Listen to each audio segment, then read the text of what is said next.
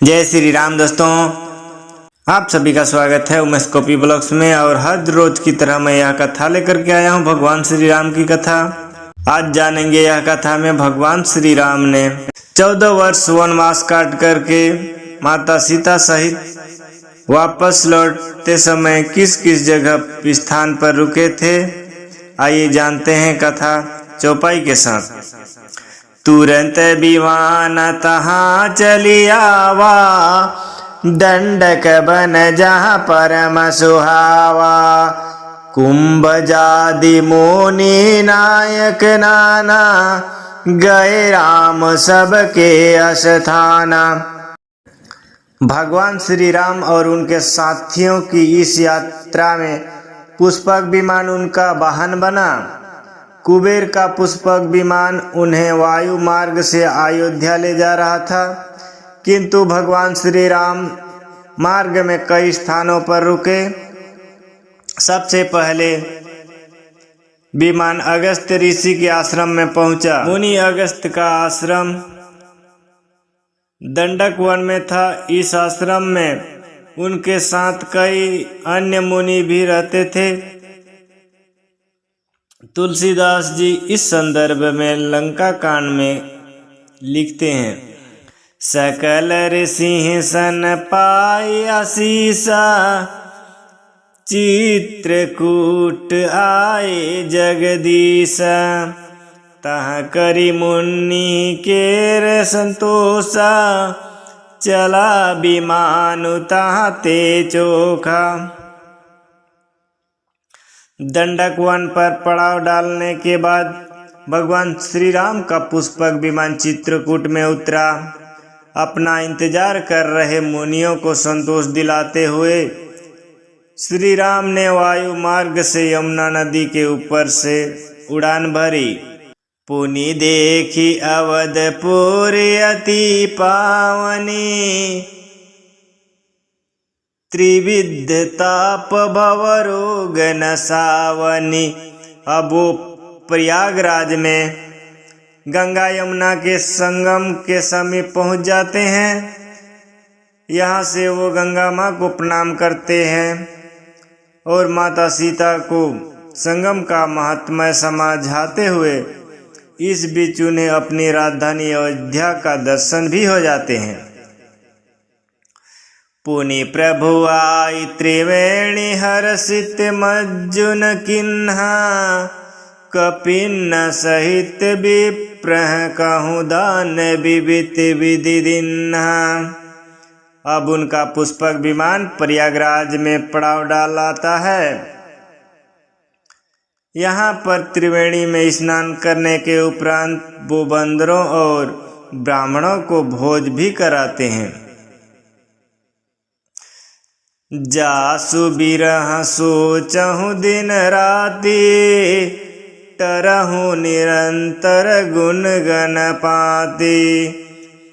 रघुकुल तिलक सुजन सुखदायक, आयहु कुशल देव मुनि त्राता।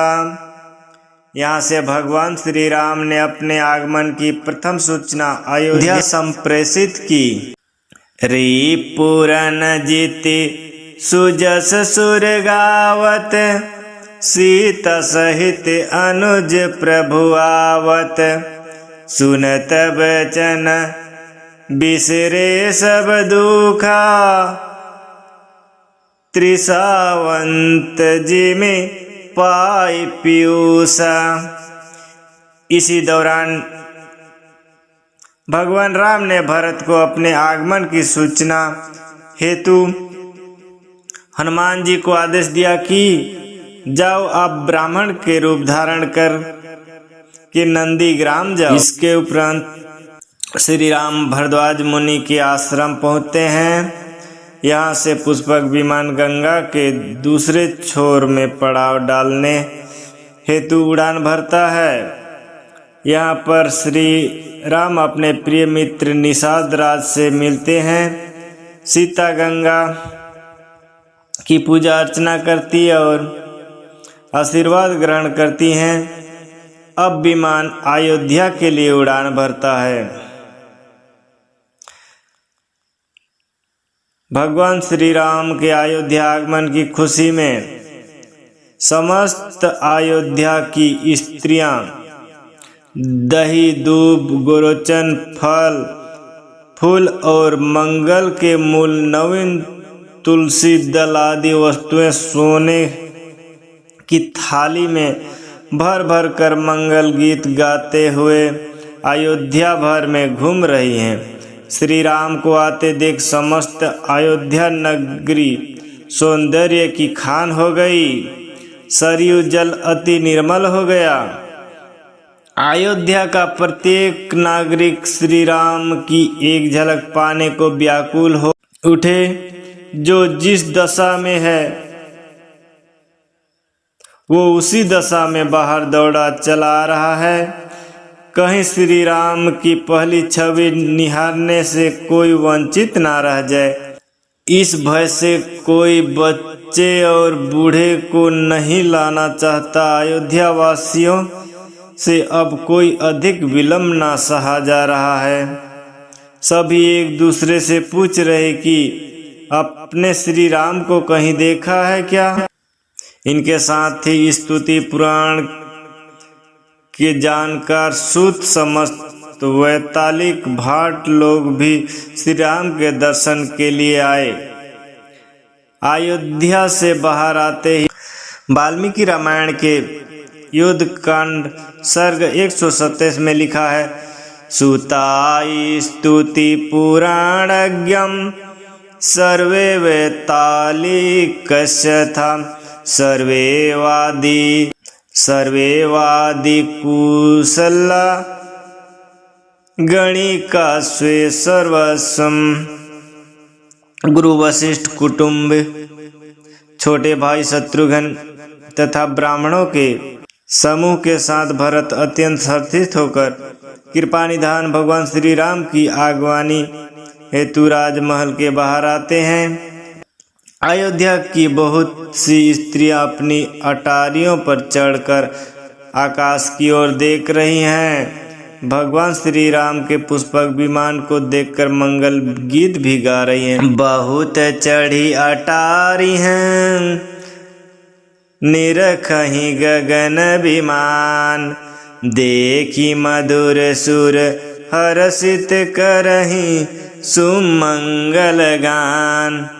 भगवान श्री राम का पुष्पक विमान अब अयोध्या में उतर चुका है। प्रभु श्री राम पूर्णिमा के चंद्रमा हैं तथा अवधपुर समुद्र जो उस पूर्ण चंद्र को देखकर हर्षित हो रहा है और कोलाहल करता हुआ बढ़ रहा है। इधर उधर दौड़ती हुई स्त्रियां इस पयोनिधि को तरंगों के समान प्रतीत होती है। सब माताएं श्री राम का कमल सा मुखड़ा देख रही हैं। उनके नेत्रों से प्रेम के आंसू उमड़ रहे हैं, परंतु मंगल का समय जानकर वे आंसुओं के जल को नेत्रों में ही रोके रखती हैं। सोने के थाल से आरती उतारती हैं और बार बार प्रभु के अंगों की ओर देखती हैं।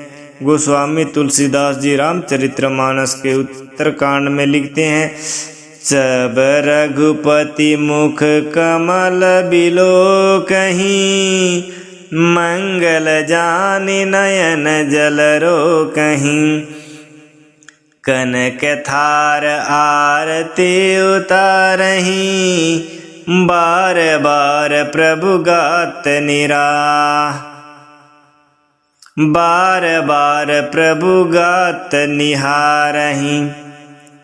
भगवान प्रभु श्री राम को निहार कर माताएं बार बार निछावर करती हैं और हृदय में परम आनंद तथा हर्ष से भर उठती हैं। माता कौशल्या बार बार अपने पुत्र श्री राम को निहारती हैं। सर्वप्रथम श्री राम ने अयोध्या की पावन धरती व गुरु वशिष्ठ को प्रणाम किया। इसके उपरांत माँ के कई माँ सुमित्रा व माँ कौशल्या से प्रणाम। माँ कौशल्या से मिलकर वो महल की ओर चले। सुमन दृष्टि नभ संकुल भवन चले सुख कंद, चढ़ी अटारी ही देख नगर नारी वृंद। श्री राम के आगमन के अवसर पर अनेक प्रकार के शुभ शकुन हो रहे हैं। आकाश में नगाड़े बज रहे हैं। अयोध्या के नगर में पुरुषों और स्त्रियों को सनात दर्शन द्वारा कृतार्थ करके भगवान श्री राम महल को चले। इस पावन बेला पर अवधपुरी की सारी गलियां सुगंधित द्रव्यों से सींची गई है। गंधमुक्तों से रचकर बहुत सी चौकी पुराई गई। अनेक प्रकार के सुंदर मंगल साज सजाए गए और हर्षपूर्वक नगर में बहुत से डंके बज रहे हैं। नगर के लोगों ने सोने के कलशों को विचित्र रीति में मणि रत्नादि अलंकृत कर और सजाकर अपने अपने दरवाजों पर रख लिया है। सब लोगों ने मंगल के लिए बंदनवार ध्वजा और पताकाएं भी लगाए हैं। इसके साथ ही समस्त अयोध्या नगरी को दीपों से सजा दिया गया है। दीपों से सजी अयोध्या नगरी दीपोत्सव अर्थात दीपावली मना रही है। बोलिए सियावर रामचंद्र की जय। तो मित्रों, मेरी कथा कैसी लगी? अच्छी लगी तो कमेंट बॉक्स में जरूर अपना राय बताइए। धन्यवाद। जय श्री राम।